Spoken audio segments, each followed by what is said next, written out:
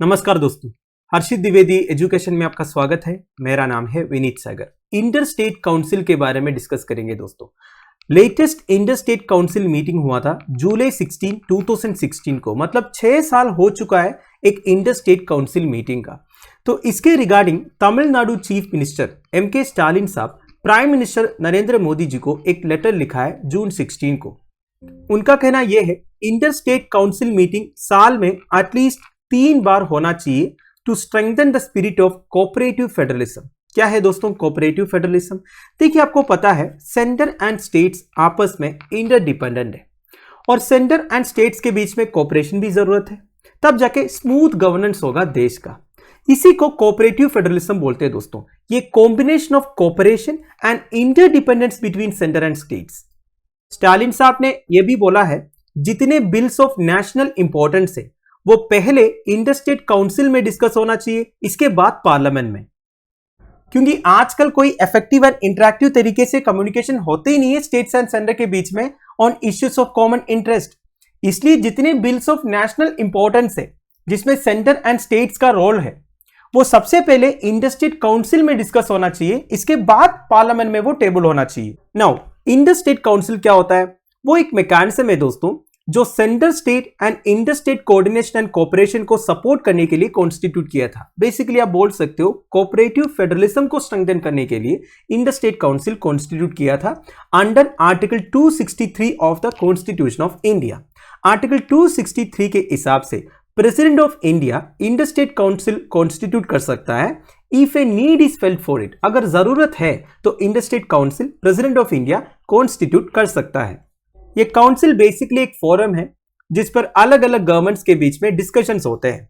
वैसे 1988 में सरकारिया कमीशन ने सजेस्ट किया था the council should exist as a permanent body and 1990 में ये एक्सिस्टेंस में आया था through a presidential order. Now inter state council के मेजर फंक्शंस क्या क्या है? नंबर 1, स्टेट्स के बीच में अगर कुछ डिस्प्यूट्स है उसे इंक्वायर करना और स्टेट्स को एडवाइस करना। दूसरा, ऐसे सब्जेक्ट्स जिसमें 2 स्टेट्स का कॉमन इंटरेस्ट हो या फिर एक स्टेट एंड यूनियन का कॉमन इंटरेस्ट हो, इसे इन्वेस्टिगेट करना और उन सब्जेक्ट्स के ऊपर हेल्थी डिस्कशंस करना।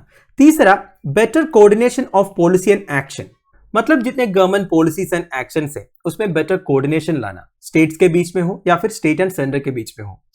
बेसिकली देखिए दोस्तों, जब सारे स्टेट्स एंड यूनियन के रिप्रेजेंटेटिव्स एक साथ बैठ के डिस्कस करेंगे on issues of national importance, तो अगर कुछ प्रॉब्लम्स है उसे अमिकेबली सॉल्व कर सकता है। दूसरे, स्टेट एंड सेंटर के बीच में या फिर स्टेट एंड स्टेट के बीच में बेटर कोऑर्डिनेशन भी ला सकते हैं। यह है बेसिकली इंटर स्टेट काउंसिल का objective. Now inter state council के मेंबर्स कौन कौन है? Prime minister of India chairman of the council है।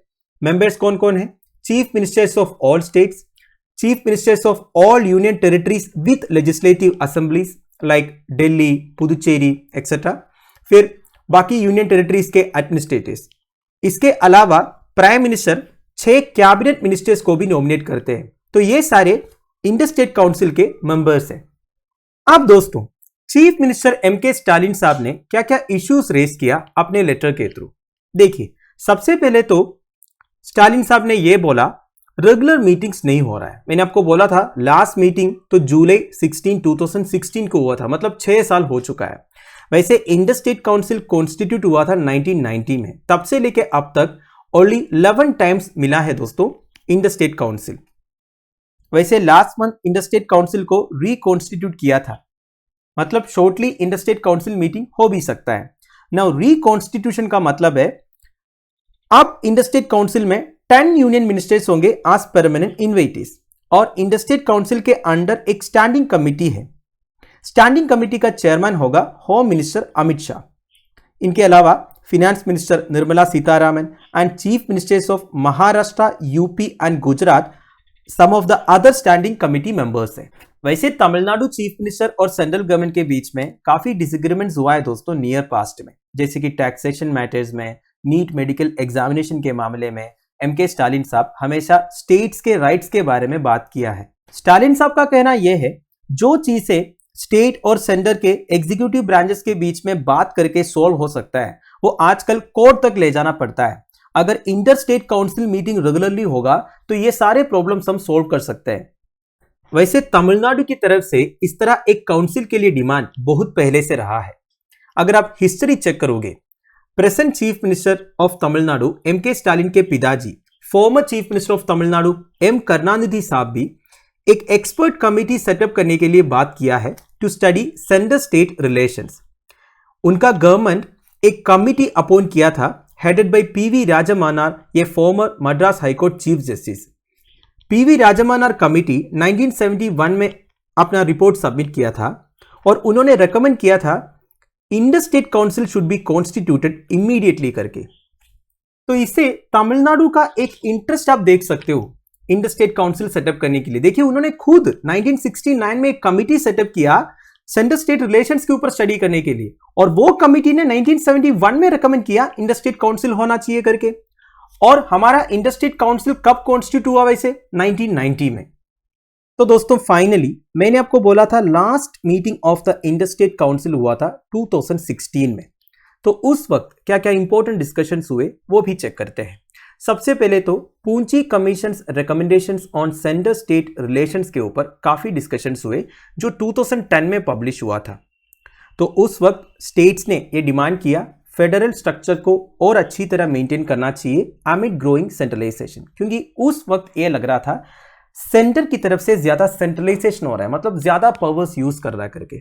तो स्टेट्स ने ये डिमांड किया कि फेडरल स्ट्रक्चर अच्छी तरह मेंटेन होनी चाहिए।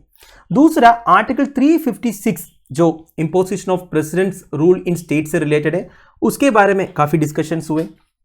और उस वक्त बिहार चीफ मिनिस्टर नीतीश कुमार साहब जो अपोजिशन के साइड में था, उन्होंने ये डिमांड किया पोस्ट ऑफ गवर्नर अबोलिश होना चाहिए करके, पर ये हुआ तो नहीं। तो ये सारी इंपॉर्टेंट डिस्कशंस हुआ था 2016 इंडर स्टेट काउंसिल मीटिंग में। अब बात यह है दोस्तों, इंडर स्टेट काउंसिल में जो डिस्कशंस होते हैं या फिर डिसीजंस होते हैं वो स्टेट गवर्नमेंट या सेंट्रल गवर्नमेंट के ऊपर बाइंडिंग नहीं है, केवल एडवाइजरी है। अभी तक ये देखने को मिला है इंडर स्टेट काउंसिल के जितने रिकमेंडेशन है या फिर डिसीजन है उसे स्टेट या सेंट्रल गवर्नमेंट इग्नोर करते हुए आया है। और एक इश्यू यह है दोस्तों, इंडर स्टेट काउंसिल में कोई सिविल सोसाइटी एंगेजमेंट नहीं है, मतलब सिविल साइड से कोई रिप्रेजेंटेटिव्स नहीं है, केवल मिनिस्टर से स्टेट्स की तरफ से और सेंटर की तरफ से। अगर सिविल सोसाइटी एंगेजमेंट होगा इस काउंसिल का इफेक्टिवनेस और इंप्रूव हो सकता है।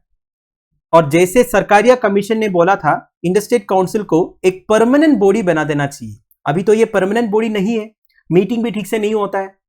तो दोस्तों that's end of it. I hope आपको वीडियो इंफॉर्मेटिव लगा होगा। लेक्चर की पीडीएफ एज यूजुअल आपको टेलीग्राम चैनल में मिल जाएगा, जिसका लिंक नीचे डिस्क्रिप्शन बॉक्स में प्रोवाइडेड है। Thank you for watching, bye bye, have a nice day.